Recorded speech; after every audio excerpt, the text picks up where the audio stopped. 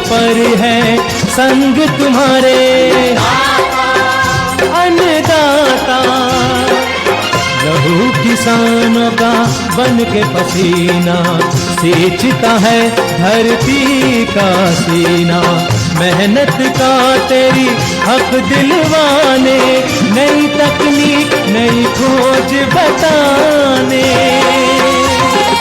पशुधन को गुणवान बनाना, पौध सुरक्षा को सिखलाना, खेती के सब गुर समझाने, भारत का सरताज बनाने। आठों पहर है संग तुम्हारे। अन्नदाता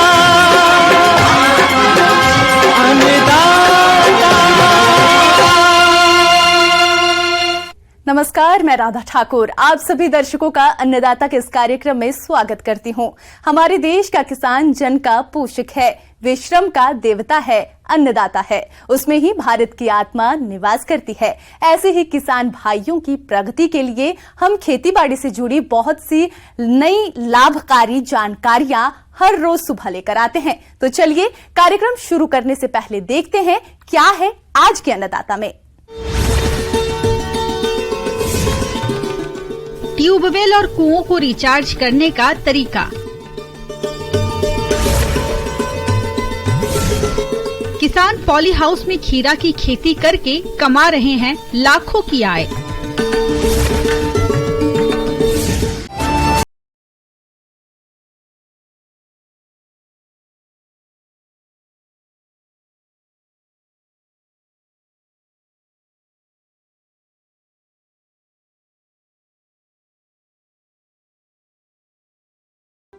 जल स्रोत गर्मी की दस्तक होते ही दम तोड़ने लगती है। वर्तमान में भी कई जगह जल स्रोत सिमट गए हैं। स्थिति यह है कि कई जगह नदी नाले सूख गए हैं, तो कुछ जगह पानी अंतिम दौर में चल रहा है और पिछले कुछ वर्षों से देखा जा रहा है कि भूजल स्तर में भी तेजी से गिरावट आने लगी है। इसका हल है कि आप बारिश के पानी को व्यर्थ बहने से रोककर जमीन में उतारना है। अगर ट्यूबवेल की बात करें तो सोख्ता गड्ढे का निर्माण कर आप ट्यूबवेल का जल स्तर बढ़ा सकते हैं। तो चलिए इसके बारे में जानते हैं बिरसा कृषि विश्वविद्यालय की कृषि इंजीनियर डॉक्टर अल्पना दुबे से।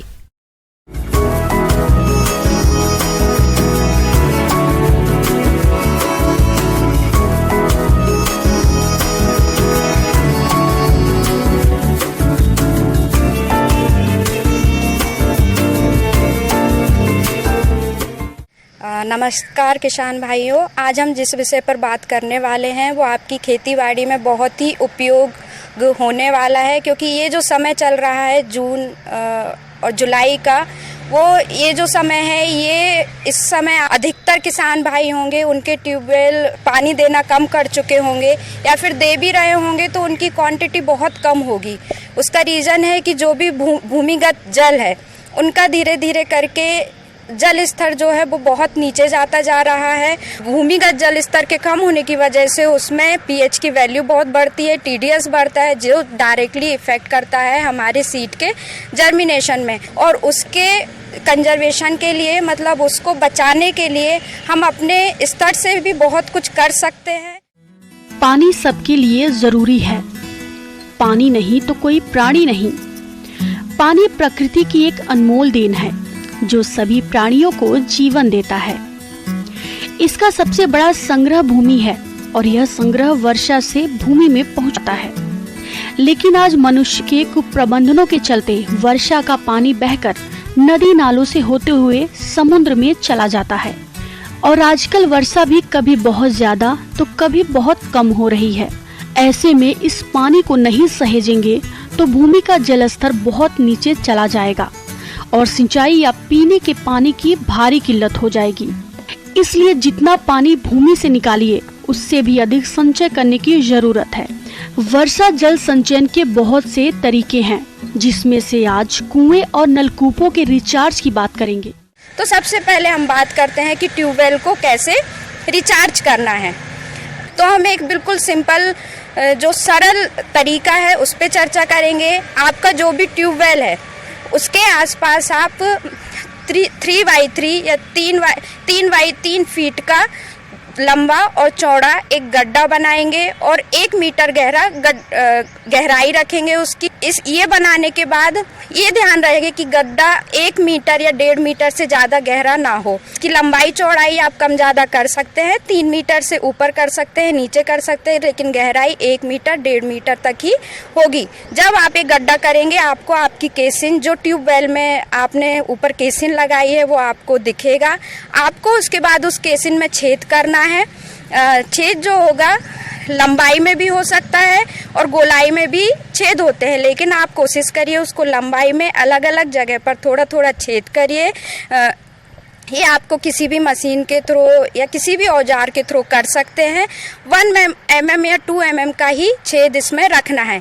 इसके बाद आप स्टेप है उसमें आपको उस केसिन को या तो प्लास्टिक नेट से या फिर नारियल की आपको सुतली या जो भी आपके पास उस समय पर उपलब्ध हो, आप उससे उसको पूरे चारों तरफ से अच्छे से पैक कर दीजिए। अब गड्ढे में पहले मोटे पत्थर, उसके ऊपर छोटे पत्थर, उसके ऊपर बजरी और अंत में बारीक रेत डालते हैं और ऊपर लगभग 1 फीट तक खाली रखते हैं। इस तरह से इस गड्ढे को भर दिया जाता है। इसमें वर्षा का पानी आएगा, वह इसमें छनकर पाइप से नलकूप में चला जाएगा। तो इस प्रकार से नलकूप का रिचार्ज होता है।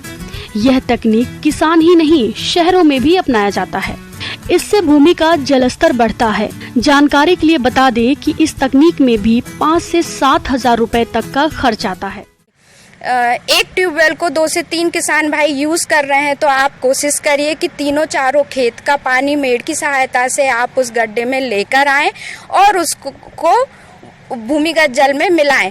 इसमें अगर आप और थोड़ा सा समय दे पाएँ, आप अगर और थोड़ा सा कंस्ट्रक्शन कर पाएँ तो कोशिश करिए तो एक गड्ढा ना बना के 2 गड्ढे बनाएं, जिससे क्या होगा आपका पानी बिल्कुल भी वेस्ट नहीं होगा, क्योंकि पानी को मिट्टी के अंदर भी समाने में टाइम लगता है और जब बारिश का टाइम होता है पानी कंटिन्यूस आता है और आप उसको एक साथ भूमिगत जल में मिला नहीं सकते। अगर आप इस तरीके से 2 गड्ढे बनाएंगे तो ये सबसे पहले तो उसका पानी का लेवल बढ़ा रहा है। जो आपका पानी अप्रैल मई में ही आपका ट्यूबवेल पानी देना बंद कर दे रहा है, वो आपको पूरे सीजन मिलेगा।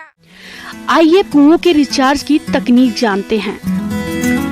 कुआं से 10 फीट की दूरी पर 2 अलग अलग गड्ढे बना लेते हैं। गड्ढे की लंबाई, चौड़ाई और गहराई 10 फीट रखते हैं। गड्ढा बनाने के बाद गड्ढे के तल पर 4 इंच चौड़ा पाइप लगाकर कुएं से जोड़ देते हैं। इस गड्ढे के तल में 2.5 फीट तक मोटे पत्थर, 2.5 फीट की दूसरी परत में छोटे पत्थर और अंत में रेत भरते हैं। इसी गड्ढे से 3 फीट दूरी पर दूसरा गड्ढा बनाते हैं। इस गड्ढे की लंबाई, चौड़ाई 10 फीट रखते हैं और गहराई 3 फीट रखते हैं। इसके तल पर मोटे पत्थर 2 फीट रखते हैं और इन दोनों गड्ढों को 4 इंच की पाइप द्वारा जोड़ देते हैं।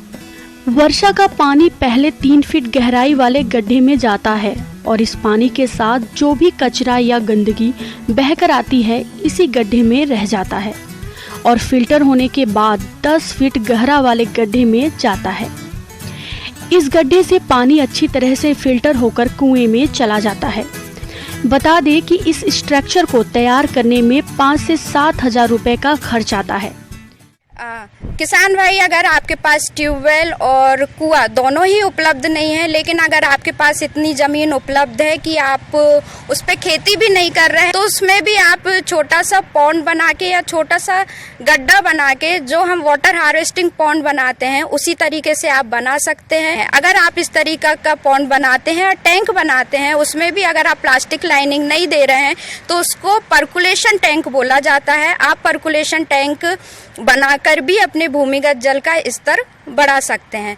तो किसान भाई, ये छोटे छोटे कुछ तरीके हैं, मेथड्स हैं, जिनको यूज़ करके आप अपने भूमिगत जल की गुणवत्ता बढ़ा सकते हैं, भूमिगत जल का स्तर बढ़ा सकते हैं और अपनी खेती को और भी उन्नत कर सकते हैं। धन्यवाद। किसान भाइयों, अभी तक आपने खेती से जुड़ी हुई कुछ उपयोगी जानकारियां देखी। अब लेते हैं एक छोटा सा ब्रेक और जल्द ही लौटेंगे और कार्यक्रम में आगे भी है खेतीबाड़ी से जुड़ी महत्वपूर्ण जानकारियां, तो बने रहिए हमारे साथ।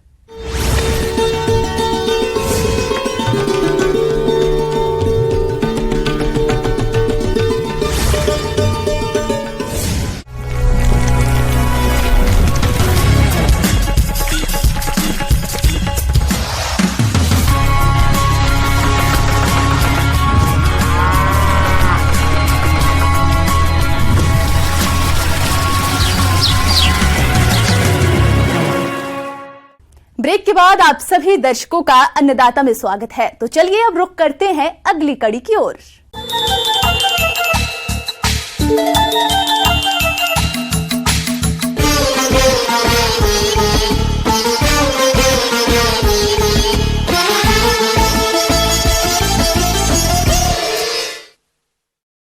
अपने राज्य में पॉली हाउस में खीरा की खेती किसान साल भर करते हैं और खीरा की खेती करके अच्छी आय भी कमा रहे हैं।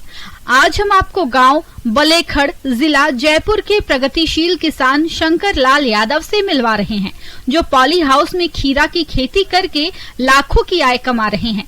तो ये किसान पॉली हाउस में खीरा की खेती किस प्रकार से कर रहे हैं, आइए जानते हैं खुद इन्हीं से।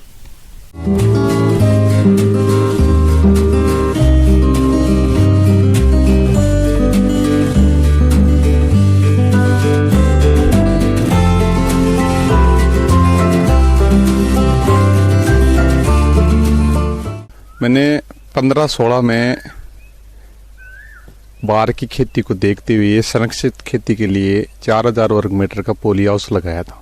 पॉली हाउस लगाने के बाद में मैं इसमें खीरे की खेती कर रहा हूँ।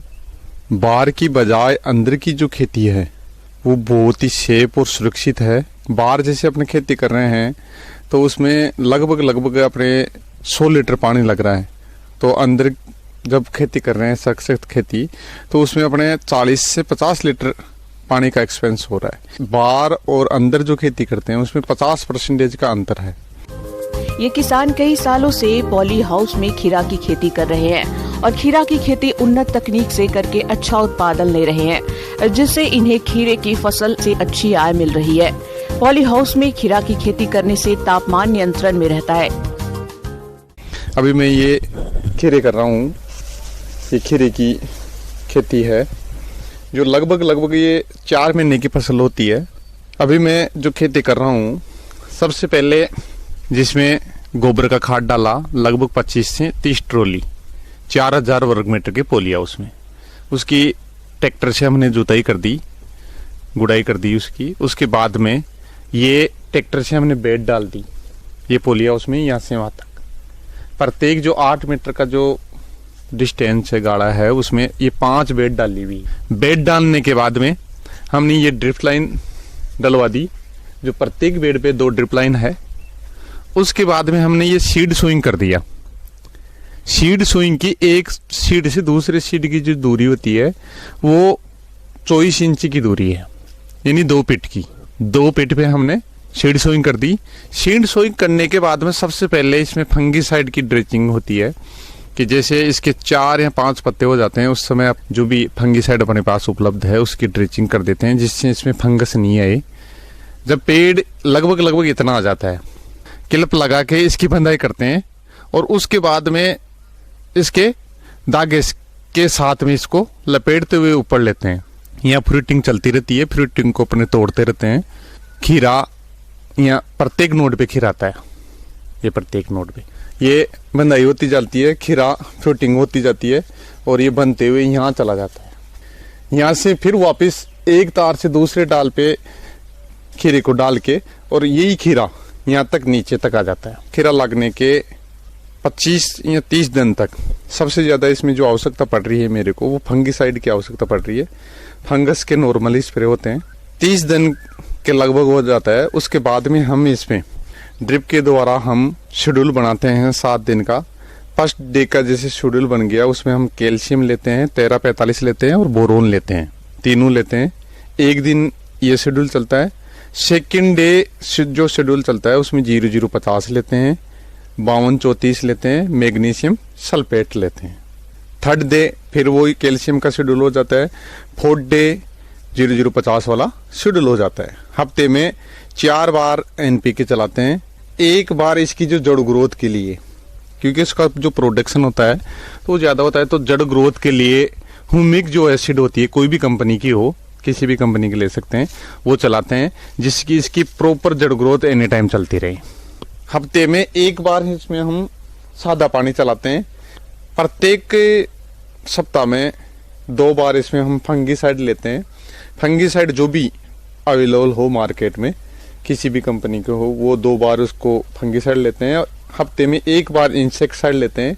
जैसे इसमें जो रोग ज़्यादातर आते हैं तो अपने वाइट फ्लाई है, माइट है, या लाल मकड़ी है, ब्लैक मकड़ी है, तो वो तो अपने पेड़ को देख के कि भाई इस समय इस इंसेक्टिसाइड की आवश्यकता है, तो प्रत्येक एक हफ्ते में इंसेक्टिसाइड का हम स्प्रे करते हैं, जिससे फसल पूर्ण रूप से स्वस्थ रहे।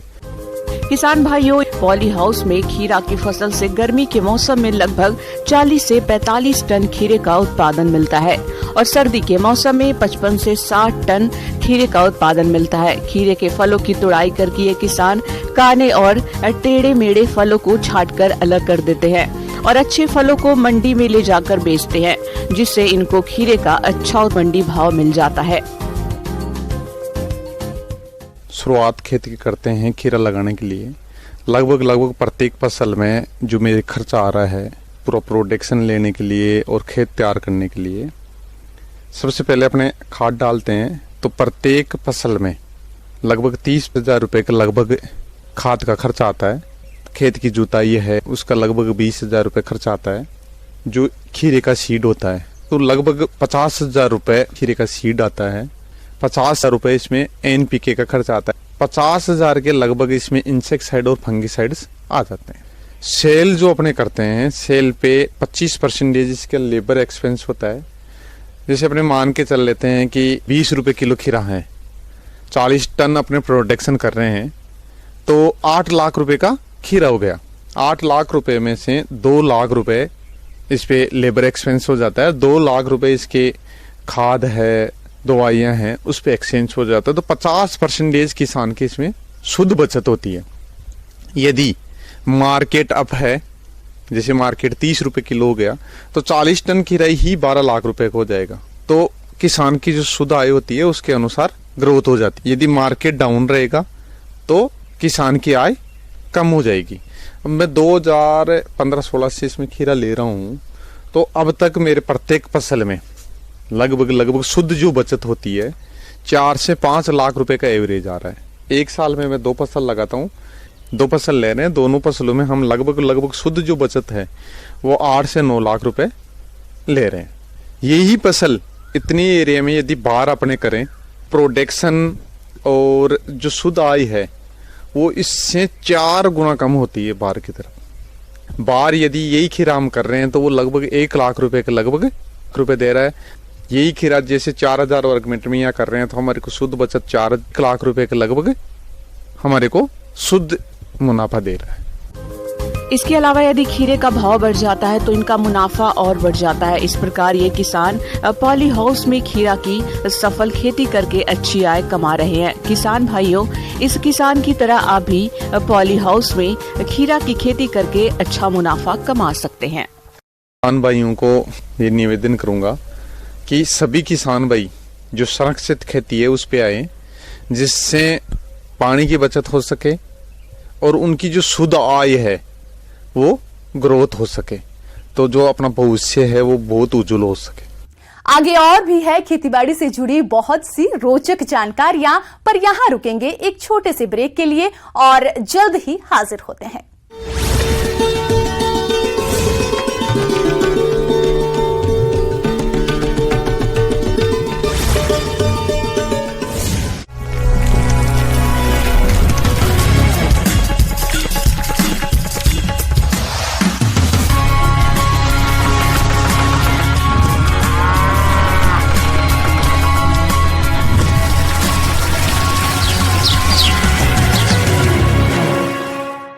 ब्रेक के बाद एक बार फिर से आप सभी दर्शकों का अन्नदाता कार्यक्रम में स्वागत है। बढ़ते हैं अगली प्रस्तुति की ओर।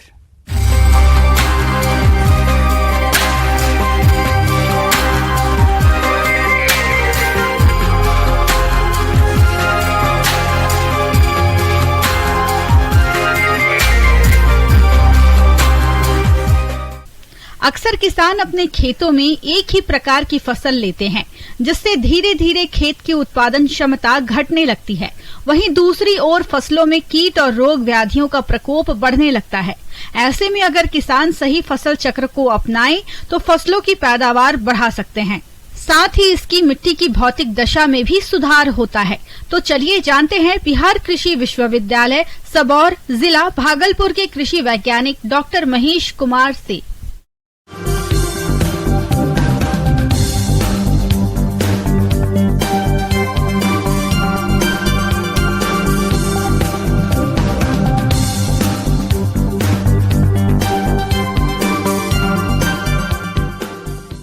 पर चर्चा करते हैं फसल चक्र। तो किसान भाइयों, फसल चक्र क्या है, पहले इसको समझने की कोशिश की जाए। एक ही ज़मीन पर एक ही वर्ष में फसलों को इस तरह से हेर फेर कर उगाना जिससे कि फसलों के उत्पादन में वृद्धि हो तथा कम से कम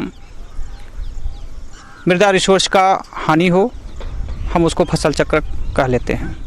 ये देखा जाता है कि किसान अंधाधुंध फसलों का उत्पादन करते रहते हैं, ना तो मिट्टी के हेल्थ का ध्यान रखते हैं और ना ही जल का। इसलिए खेती के ऐसे तरीकों को अपनाएं जिससे मिट्टी स्वस्थ बनी रहे, पानी का दोहन भी कम से कम हो और उपज भी भरपूर मिले, जिसके लिए सबसे पहले आपको फसल चक्र पर ध्यान देना चाहिए। जब हम एक ही खेत में विभिन्न प्रकार के फसलों को उगाते हैं, जैसे कम पानी चाहने वाली फसल के बाद अधिक पानी चाहने वाली फसल, उथली जड़ वाली फसल के बाद गहरी जड़ वाली फसल, दलहनी फसल के बाद अदलहनी, तेलहनी या खाद्यान्न फसलों को लेना है, कम खाद चाहने वाली फसल के बाद अधिक खाद चाहने वाली फसल लेना है। फसल चक्र अपनाने के अनेकों लाभ हैं। मिट्टी की उपजाऊ क्षमता बढ़ती है, मिट्टी में कार्बन नाइट्रोजन का अनुपात बढ़ता है, मिट्टी का कटाव नहीं होता है, फसलों की बीमारियों से बचाव होता है, कीटों का प्रकोप कम होता है, खरपतवार कम उगते हैं। इस तरह के कई और लाभ भी मिलते हैं। जैसे उथली जड़ वाली फसल के बाद जब हम गहरी जड़ वाली फसल लेते हैं तो उथली जड़ वाली फसलें जैसे गेहूं है, धान है, ये सभी ज़मीन की ऊपरी सतह से पोषक तत्व लेती हैं तथा जल भी लेती हैं, क्योंकि इनका जड़ बहुत गहरा नहीं होता है। लेकिन जब हम धान गेहूं के बाद गहरी जड़ वाली फसलें दलहन या तेलहन लेते हैं खरीफ में, तो इन फसलों की जो जड़ है गहराई तक जाती है और ज़मीन के ऊपरी सतह के साथ साथ निचली सतह से भी पोषक तत्व एवं जल का उपयोग करती है। उसी तरह से कम पानी चाहने वाली फसल जैसे मक्का है, उसके बाद अगर हम अधिक पानी चाहने वाली फसल गन्ना ले लेते हैं तो हमारा जल का भी विभिन्न तरह से उपयोग हो सकता है, उत्पादन क्षमता जल की बढ़ जाती है। जब हम दलहनी फसल के बाद अदलहनी फसल लेते हैं तो हमें पता है कि दलहनी फसल वातावरण की नाइट्रोजन को अपनी जड़ों की गांठों में एकत्र कर लेती है और राइजोबियम नामक इस जीवाणु के द्वारा एकत्र होता है गांठों में, और जब गांठें सड़ने लगती हैं तो नाइट्रोजन ज़मीन में छोड़ दी जाती है। इस प्रकार वातावरण की नाइट्रोजन मृदा में हार्वेस्ट कर ली जाती है, मृदा में समायोजित कर ली जाती है, जिसका उपयोग अदलहनी फसलें आराम से अगली अदलहनी फसलें कर लेती हैं। तो जब हम इस तरह से फसलों को हेर फेर कर लेते हैं तो हम देखते हैं कि हमारे एक ही खेत में विभिन्न प्रकार के विविध फसल लग जाते हैं और जो रोग और बीमारियों का संक्रमण है वो घट जाता है। क्योंकि जब हम लगातार एक ही फसल लेते हैं, धान या धान गेहूँ, तो उसमें कुछ बीमारियाँ अलग से आ जाती हैं। लेकिन जब हम उसको विविध फसल कर लेते हैं, डाइवर्सिफाइड फसल ले लेते हैं, तो विभिन्न प्रकार के बीमारियों से भी बच जाते हैं एवं खरपतवार का प्रेशर भी घट जाता है। किसी एक 2 साल के अंतराल पर हमें हर हाल में अपनी जो एग्जिस्टिंग क्रॉपिंग सिस्टम है उसको बदल देना चाहिए। जैसे हमारा धान और गेहूं हमने 1 साल लिया, धान गेहूं अगले साल भी ले सकते हैं, लेकिन अब 2 साल के बाद निश्चित तौर पे हमें कोशिश करना है कि उसमें हम धान गेहूं के स्थान पर हम कोई दूसरी फसल ले लें। धान के बाद हम चना ले लें, धान को भी हम रिप्लेस कर दें, धान की जगह हम मक्का ले लें और उधर चना ले सकते हैं। मतलब हमें कम से कम 2 से 3 सालों के बाद हर हाल में अपनी जो एग्जिस्टिंग फसल है उसको बदल करके हमें फसल चक्र को हर हाल में अपनाना चाहिए।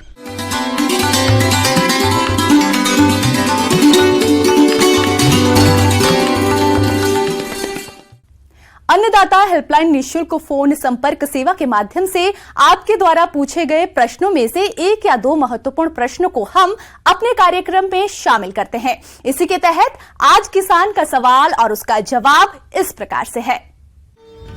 अन्नदाता निःशुल्क फोन संपर्क सेवा के माध्यम से पूछे गए प्रश्नों में से आज हमने जिस प्रश्न को कार्यक्रम में शामिल किया है उसे पूछा है ग्राम बिशुनपुर, जिला दरभंगा के कृषक गोपाल राय ने। ये मुर्रा भैंस के पालन के बारे में संपूर्ण जानकारी चाहते हैं। तो गोपाल राय जी, आपकी जानकारी के लिए प्रस्तुत है कार्यक्रम का ये अंश।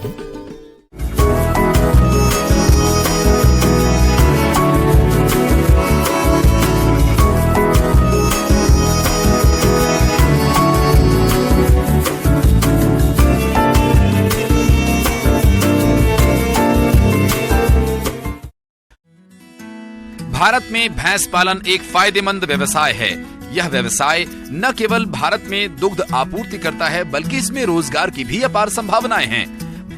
डेयरी व्यवसाय में आजकल ज्यादातर मुर्राह भैंसों का ही पालन किया जाता है और इसका पशुधन में सबसे ऊंचा स्थान है, जिस कारण इसे काला सोना कहा जाता है। मुर्राह नस्ल की भैंस भारी भरकम डील वाली होती हैं, जिनकी गर्दन और सिर अन्य भैंसों की तुलना में अधिक मोटे होते हैं। सींग कसकर मुड़े होते हैं। इनका काला रंग, पूंछ लंबी होती है। इनका पिछला हिस्सा चौड़ा और अगला हिस्सा सकरा होता है। इनके मादा पशु का वजन लगभग 550 किलोग्राम के आसपास होता है। इनकी ऊंचाई 133 सेंटीमीटर के आसपास होती है। वहीं नर पशु का वजन 650 किलोग्राम के आसपास होता है और इसकी ऊंचाई लगभग 138 सेंटीमीटर होती है। मुर्राह नस्ल की भैंस की देखरेख करना काफी आसान भी होता है। इस नस्ल का स्वास्थ्य अन्य नस्लों की तुलना में बेहतर माना जाता है, क्योंकि इन भैंसों की रोगों से लड़ने की क्षमता अधिक होती है। मुर्राह नस्ल की भैंस सबसे अधिक दुग्ध उत्पादन करने वाली भैंस होती है।